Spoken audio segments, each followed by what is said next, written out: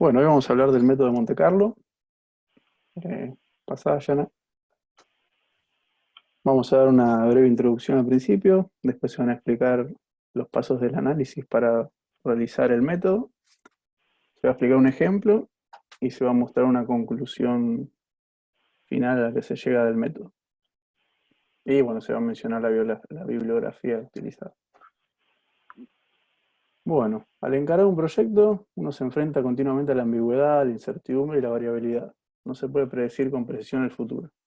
No sabemos cuánto va a durar cada etapa del proyecto, las complicaciones que se puede tener, los riesgos que pueden existir, inconvenientes. Todo eso genera un tiempo de desvío que se desconoce. Y bueno, como vimos en clase, es necesario ser certeros con la estimación, ya que si estimo de menos, la gente trabaja con mucha presión y quizás surge la necesidad de pagar horas extras no planificadas, lo cual es malo para el proyecto. Y si se estima de más, la gente trabaja a media máquina y se pierde eficiencia del grupo de trabajo. Entonces lo ideal es estar acertados en la estimación. Entonces, al encarar un proyecto tenemos una variabilidad de estimaciones, como de los riesgos asumidos, que tiene una cierta probabilidad de ocurrencia y un impacto social. La simulación de Monte Carlo nos permite ver todos los resultados posibles de las decisiones que tomamos y también evaluar el impacto de los distintos riesgos existentes.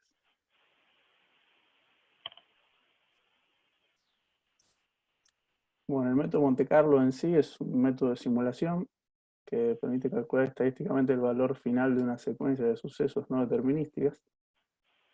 Debido al tamaño y complejidad de los proyectos que utilizan este análisis, se realiza mediante computadora, ya que si se hace este análisis es para un proyecto muy grande que tiene una gran complejidad en la estimación de tiempos y costes. Y obviamente es inviable hacerlo a mano.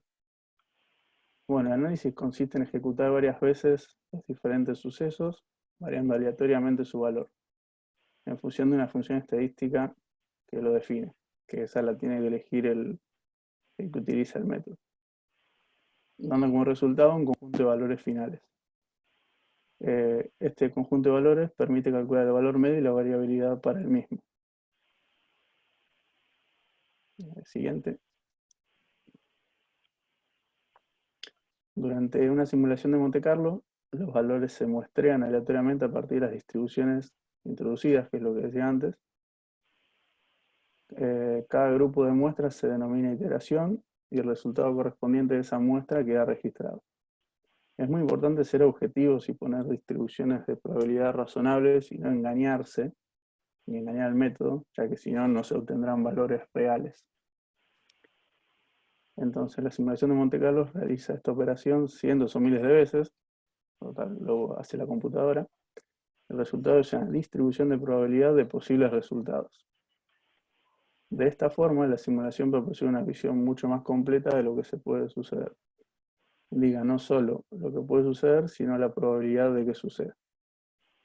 Sí, sí, ahí pasa. Bueno, lo más correcto sería hablar de un valor medio y una variabilidad para el coste y la duración total, los cuales pueden determinarse mediante el análisis de Monte Carlo.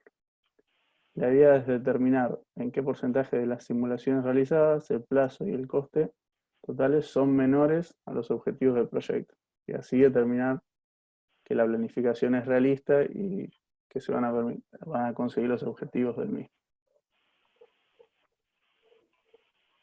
Bueno, entonces para poder realizar la simulación o el análisis, eh, consta de 5 pasos diferentes, los cuales vamos a desarrollar a continuación. El primer paso es identificar las variables de riesgo del proyecto. Después hay que poner los límites a los rangos que pueden tomar estas variables. Tercero sería especificar las probabilidades de sucesos de dichas variables, que como dijo Pablo, es importante ser realista con la distribución de probabilidad que uno elija para estas variables. Cuarto, establecer las relaciones entre variables correlacionadas. Y quinto y último, realizar las simulaciones y su posterior análisis. Bueno, en el primer paso, como dije, sería identificar las variables claves del riesgo. Bueno, sabemos que en cualquier proyecto hay 2 elementos que tienen un comportamiento no determinista, es decir, variable, estas van a ser las tareas y los riesgos. Bueno, las tareas tienen un valor medio y una variabilidad de acuerdo a una distribución estadística que permite relacionar un determinado valor de plazo o coste a un porcentaje de representatividad, mientras que los riesgos están sujetos a una probabilidad de ocurrencia y a un impacto. Bien, una variable de riesgo es un parámetro crítico para el éxito del proyecto. ¿Sí? Una ligera variación puede producir un impacto muy negativo en el proyecto, por lo que queremos evitarlo. Entonces, lo que se hace es, se genera un análisis mediante un análisis de sensibilidad y otro de incertidumbre para poder definir cuáles son estas variables de riesgo del proyecto. Porque bueno, justamente es muy importante saber cuáles son esas variables que al modificarse pueden tener un impacto muy importante y negativo. Bueno, en el análisis de sensibilidad, este determina las variables críticas del proyecto. Todas las variables son sometidas a una desviación fija y se analiza el resultado. Este análisis va a requerir complementarse con el análisis de incertidumbre, debido a que da resultados engañosos al no considerar la naturaleza realista de la variable. Después está el análisis de incertidumbre, que implica conocer lo adecuado que es el resultado obtenido. Es decir, análisis de sensibilidad, digo cuáles serían las variables críticas, y en el análisis de incertidumbre analizo si es adecuado o no seleccionar esa variable como variable de riesgo. Bueno, en el análisis de incertidumbre se verifica la validez de una variable en particular, y este análisis depende de la probabilidad. Es decir, una variable que causa un alto impacto en el proyecto podría ser insignificante si su probabilidad de ocurrencia es baja, ¿sí? Como por ejemplo, bueno, meteorito, o en este caso estamos con la cuestión de la pandemia. Es muy poco probable que suceda. Bien. Segundo paso sería identificar los límites de los rangos que pueden tomar las variables. Básicamente es definir el máximo y el mínimo valor que pueden tomar las variables de riesgo. Sí, es una tarea bastante simple si es que disponemos de datos históricos. Es decir, sé en qué datos basarme para tomar la decisión y seleccionar cuáles son el máximo y el mínimo valor para las variables. ¿Sí? Entonces, en este caso, se organizan los datos disponibles, agrupándolos en intervalos de valores consecutivos según su frecuencia de ocurrencia. ¿Qué pasa? En caso de no disponer de estos datos históricos, uno no puede seleccionar los máximos y mínimos según su antojo, sino que es recomendable recurrir a expertos y confiar en su juicio para determinar los valores más probables. Tercer paso. Especificar las probabilidades de las variables. Se le debe asignar una probabilidad de ocurrencia a cada variable de riesgo del proyecto.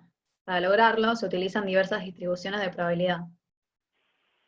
Acá en la diapositiva podemos observar 3 distribuciones de probabilidad diferentes. Tenemos la distribución normal o gaussiana, la uniforme y la triangular.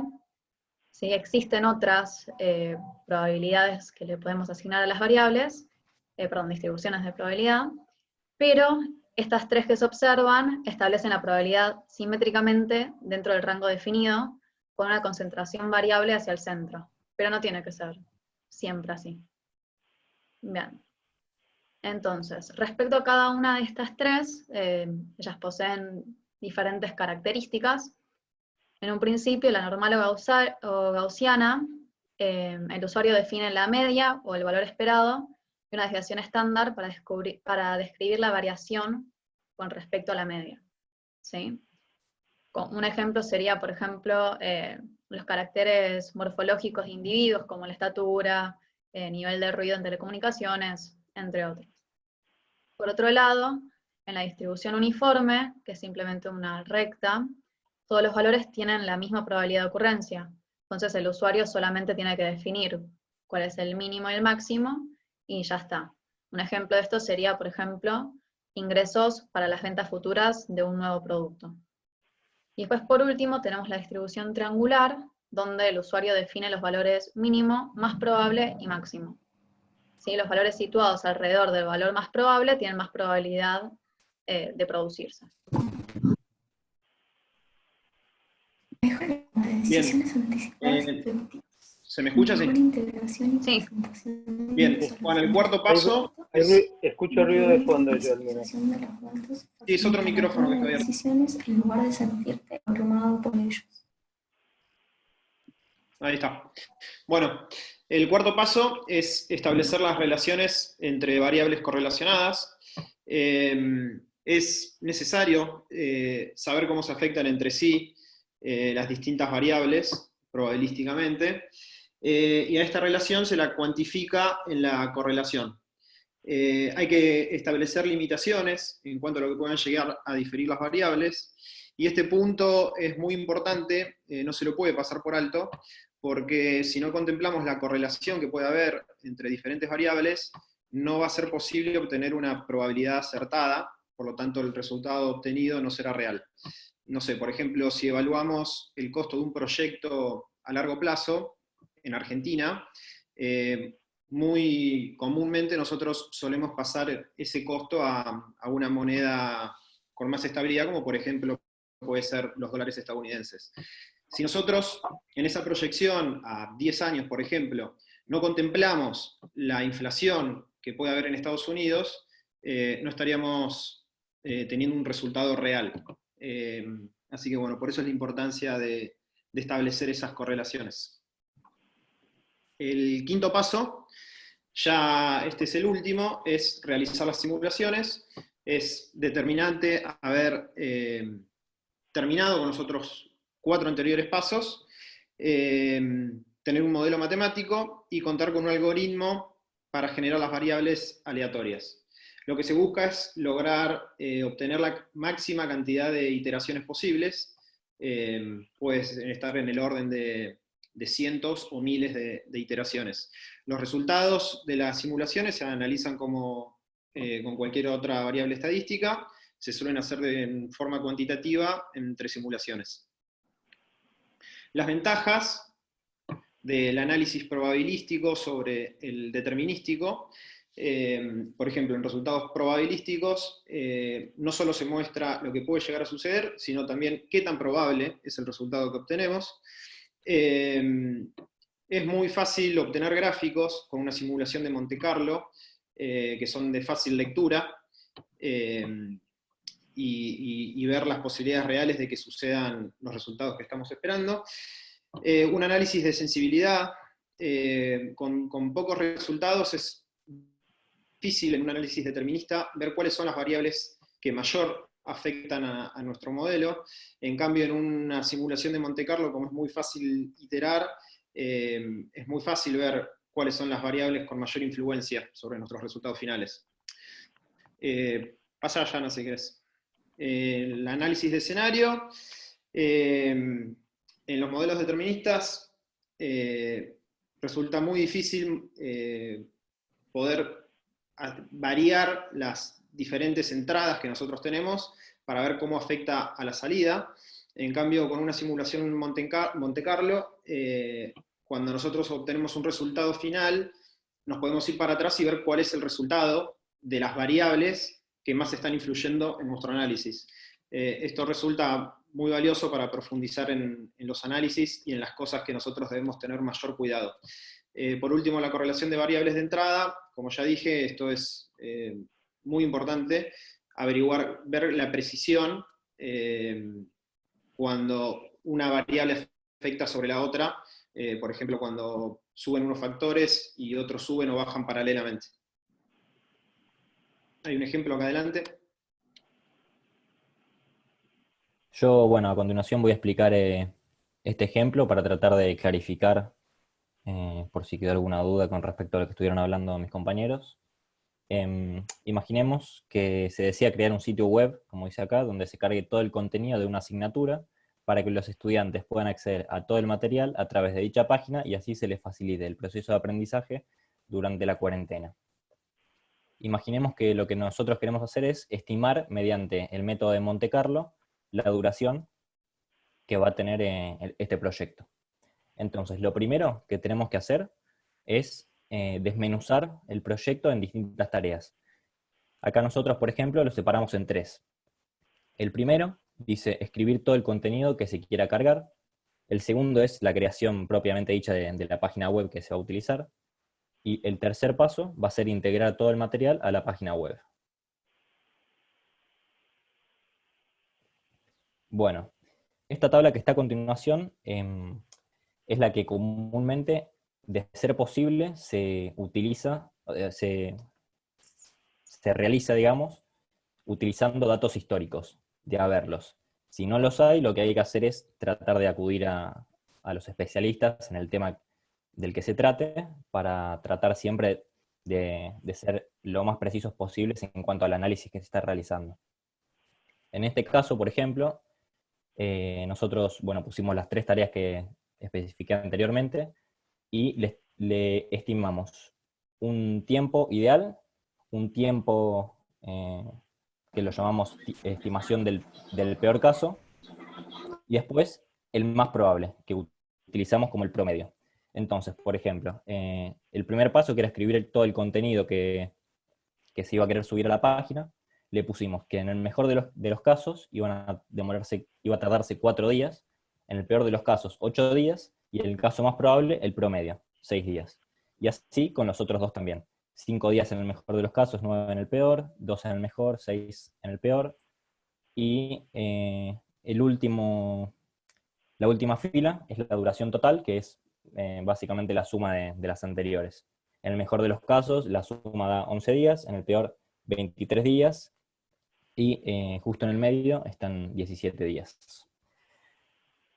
Entonces, a partir de esa tabla que vimos, lo que hay que hacer es, acá ya entra en juego el algoritmo de Monte Carlo. Este algoritmo lo que hace es encargarse de seleccionar aleatoriamente las variables de entrada de cada tarea de las que vimos en la anterior diapositiva, y calcular la salida correspondiente para cada caso. Por ejemplo, nosotros dijimos que tenía que utilizarse un número alto de simulaciones. En este caso nosotros, por ejemplo, utilizamos 1000 simulaciones. Lo que puede verse es, en la primera columna está los distintos casos que puede presentarse de la duración del proyecto, que ronda entre los 11 días y los 23, como ya mencioné. Después, en la columna del medio, lo que aparece son la cantidad de veces que la simulación resultó ser menor o igual que la duración total del proyecto. Por ejemplo, en 10 simulaciones de las 1000 realizadas, el proyecto duró 11 días, que equivale al 1% de las simulaciones, que es la última columna. Después, en 40 ocasiones de las 1000, la duración del proyecto se realizó en 12 días o menos, y eso equivale a un 4%. Y así con todas, hasta llegar al último caso, que es el peor caso de todos, que es donde el proyecto dura 23 días, que bueno, equivale, o sea, en las 1000 simulaciones, es decir, en el 100% de las simulaciones, el proyecto dura 23 días o menos, lo cual es lógico, ¿no? Esta tabla se la puede ver más claramente graficándola, que es lo que vemos ahí. Gráficamente queda un poco más claro todo lo que yo recién decía. Acá, por ejemplo, lo que podemos ver es que en los 17 días, que era el valor medio que había yo mencionado anteriormente, hay aproximadamente un 32-33%, si se fijan en el eje Y, lo cual quiere decir que es poco probable que en 17 días, que era el valor medio, se termine el proyecto.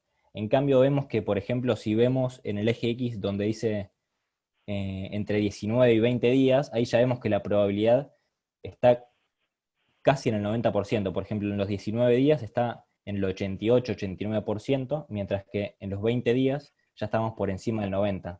Lo cual quiere decir que si nosotros tenemos que, mediante este método, el método de Monte Carlo, estimar cuánto va a durar nuestro proyecto, podemos más o menos decir que entre 19 y 20 días ya el proyecto va a estar terminado, porque recién ahí es cuando tenemos una probabilidad alta, lo cual nos permite estar más o menos seguros que es lo que queremos, porque no nos sirve tener una probabilidad del 50%, que no nos dice ni si va a estar terminado o no. Nosotros queremos tener una probabilidad alta para tratar de que la estimación sea real, ¿no?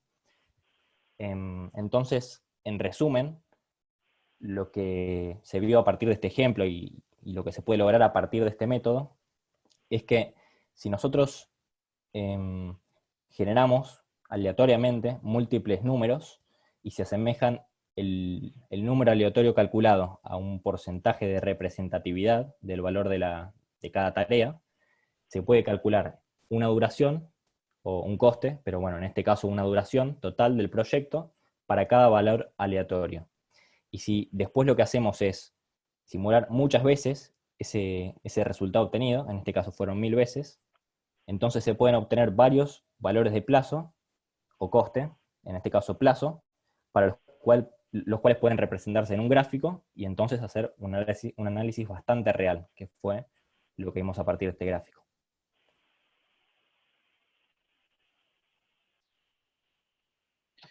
Bueno, como conclusiones, podemos decir que esta simulación es una técnica muy útil para analizar distintos tipos de riesgos, sobre todo cuando estamos en un proyecto, analizar los costos y los tiempos del proyecto, que son como las variables más importantes, y ayuda a eliminar cualquier tipo de subjetividad a la hora de seleccionar diferentes alternativas.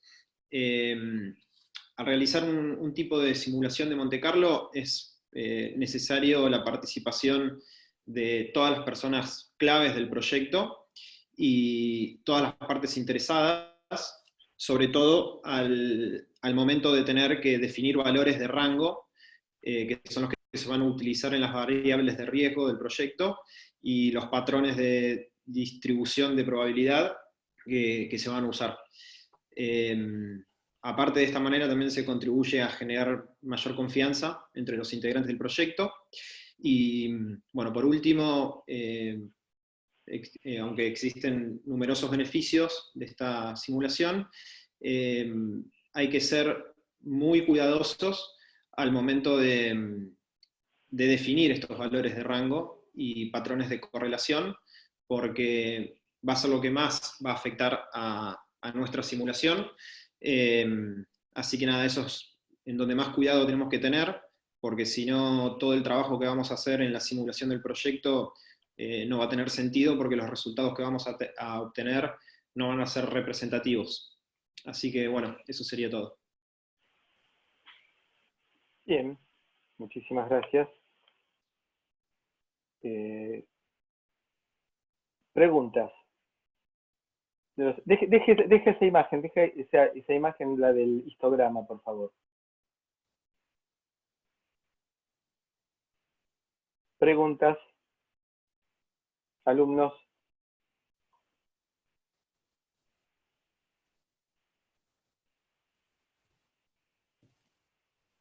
¿Ninguna pregunta?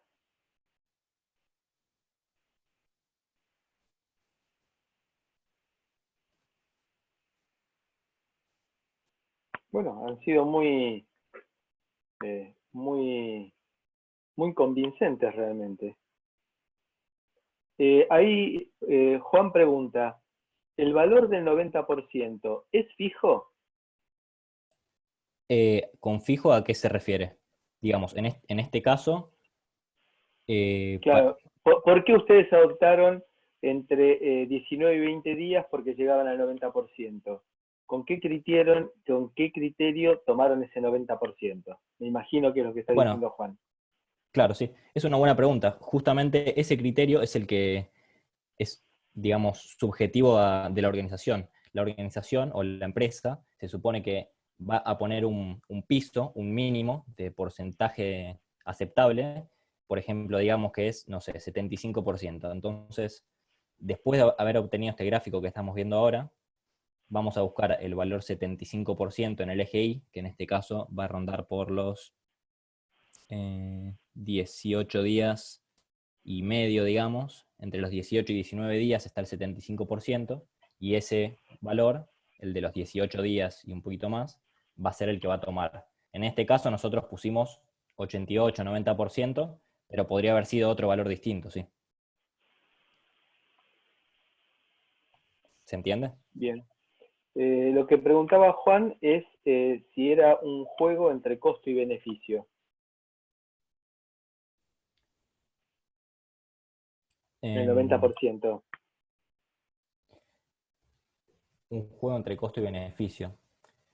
Yo más bien diría que es, uno tiene que buscar siempre asegurarse de que el valor que va a utilizar como piso es un valor confiable. Entonces, por ejemplo, nosotros no podemos, por ambición, por querer terminar el proyecto en menos días, decir, bueno, mi piso va a estar en un 40%, porque eso es algo que finalmente no va a tener, en la práctica no va a ser así, digamos. Si uno tiene una probabilidad del 40% de que el proyecto se termine en 10 días, uno tiene que saber que no le alcanza. Necesita una probabilidad mayor.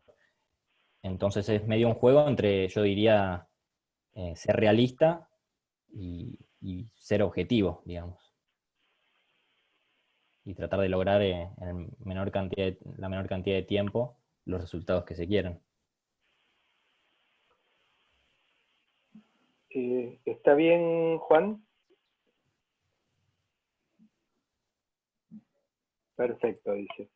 Si no me equivoco, Juan está sin micrófono. Bueno, no, tiene micrófono. Debe estar difónico. ¿Alguna pregunta más?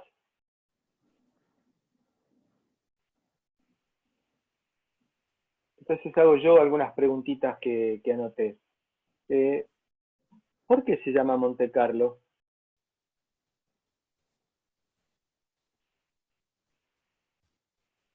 ¿Hablo yo? ¿Quieren? Por lo que estuvimos leyendo, la persona que estuvo estudiando sobre este método eligió ponerle ese nombre porque en Monte Carlo era una ciudad de muchos casinos, entonces casinos y ruletas y demás. Entonces, como este método está muy relacionado con la ruleta rusa sobre todo, eligieron ponerle el nombre de esa ciudad. Monte Carlo sigue siendo una ciudad en la cual están los casinos más importantes del mundo, comparable con, bueno, no, Las Vegas es de la segunda mitad del siglo XX, pero es un lugar así de juego internacional, de películas de James Bond y todo ese tipo de cosas. El juego del casino tiene una particularidad, que si las cosas están bien hechas, si sale el número 0, nada impide que la próxima tirada de ruleta vuelva a salir el número 0. Es decir, todos los números son equiprobables y que haya salido la vez anterior no hay ninguna razón por la cual no vaya a salir la próxima vez.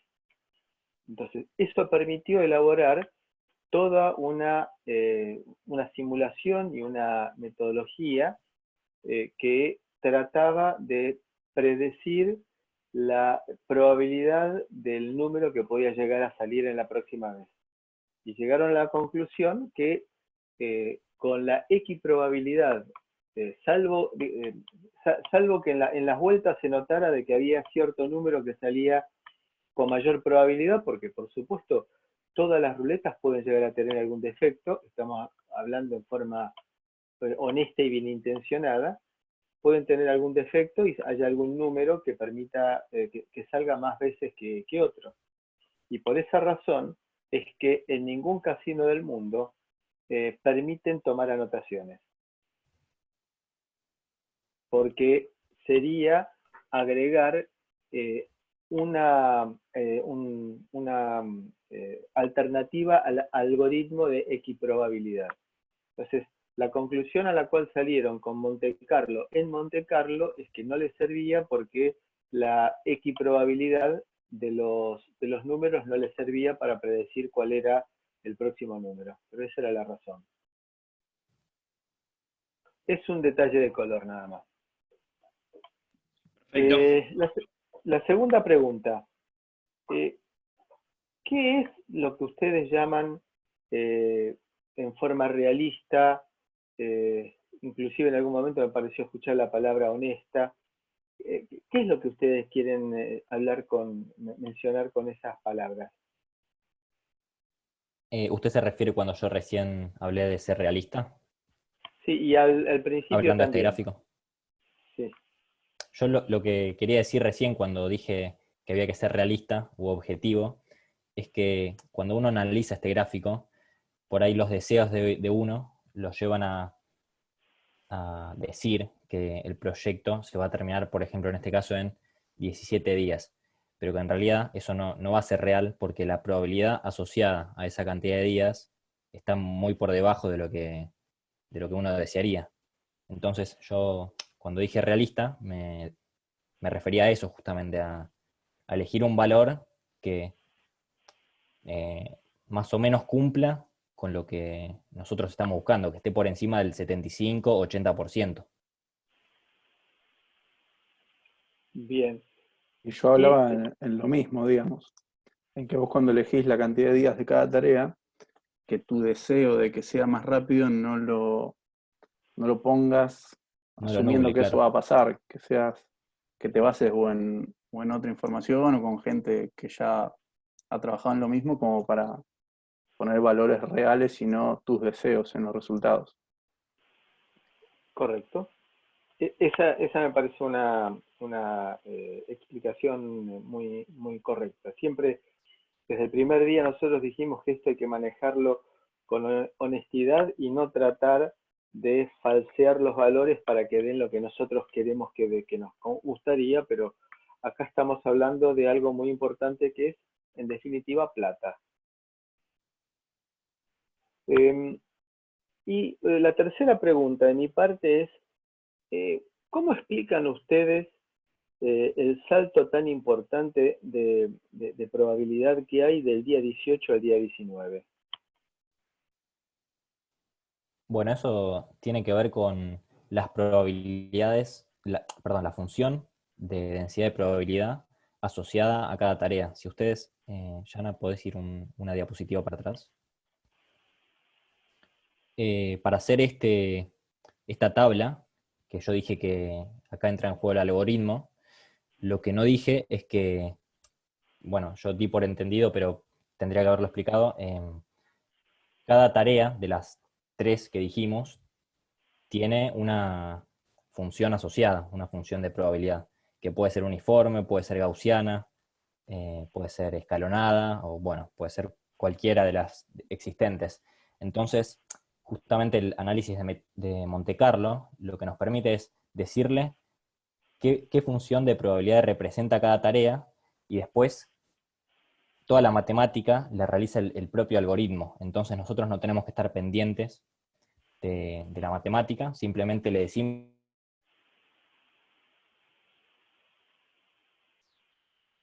Hola.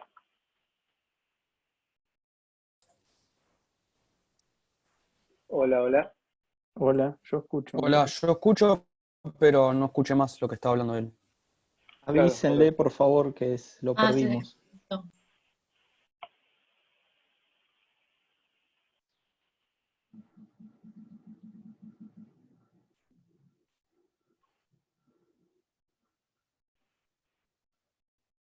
Bueno, habría que aplicar Monte Carlo para las comunicaciones inalámbricas también, cosa que se puede hacer, para ver qué pasa cuando introducimos error o ruido en una comunicación digital.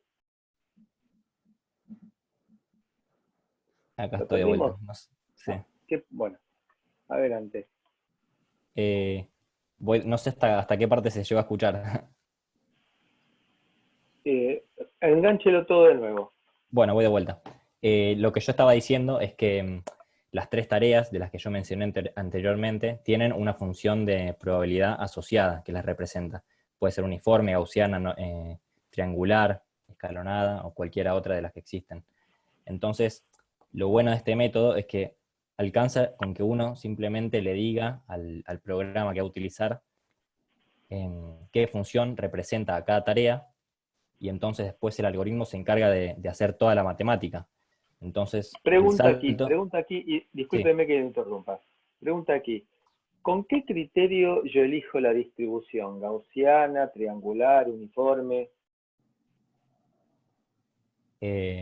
Y probablemente vaya a utilizar los datos históricos que tiene, si es que los tiene, y si no hay que recurrir a expertos para, dependiendo de en qué materia estemos hablando, de qué ¿Y cuál tema es la estemos variable? hablando.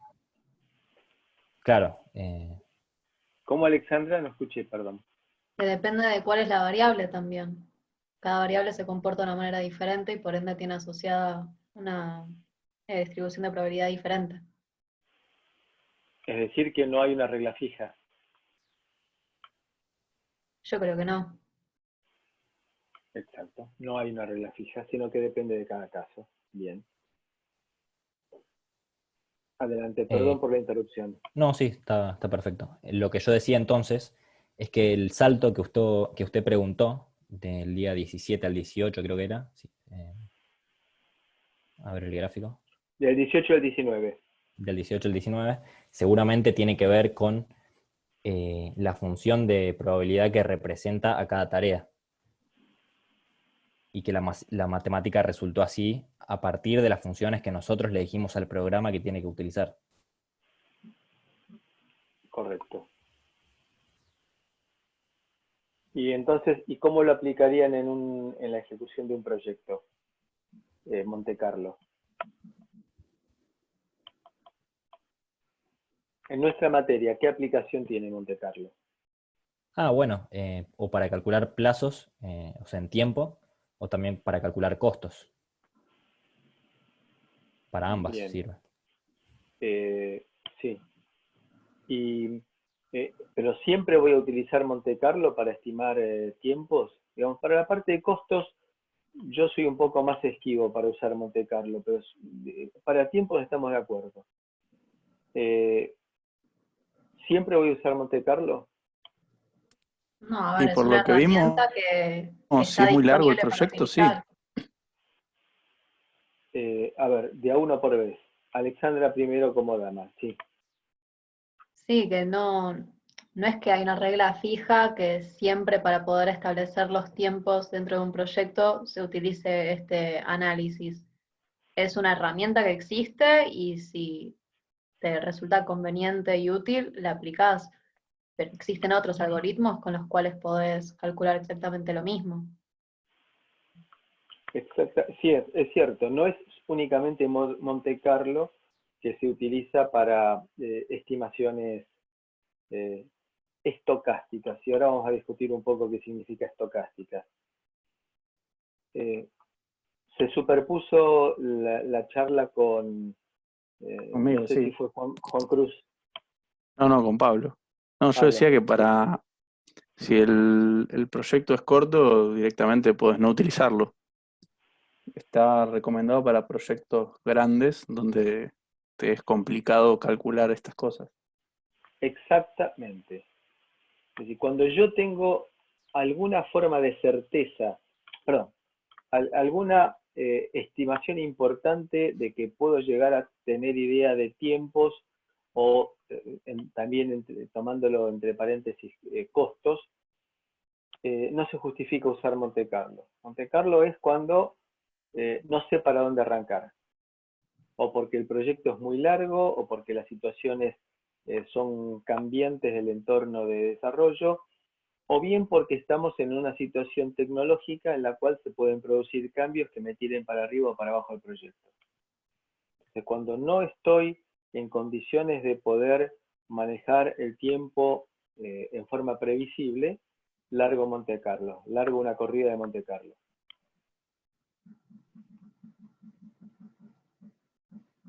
¿Estamos de acuerdo? ¿Les parece? Sí, sí. Perfecto. Bien, ¿alguna pregunta del auditorio?